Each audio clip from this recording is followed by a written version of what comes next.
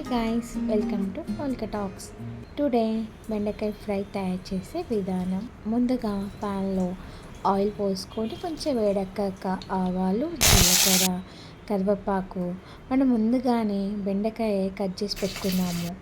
అవి పోపులో వేసుకొని చిటికెడు పసుపు వేసుకొని కొంచెం మగ్గిన తర్వాత ఒక 5 మినిట్స్ మగ్గిన తర్వాత ఉప్పు, కారం తగినంత వేసుకోవాలి.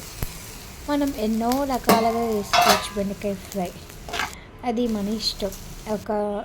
కొందరు ఆనియన్స్, టమాటా వేస్తారు, బట్ నేను జస్ట్ బెండకాయ, ఉప్పు, కారం వేసుకొని కలుపుకుంటే ఎంతో రుచికరమైన బెండకాయ ఫ్రై రెడీ. Thank you.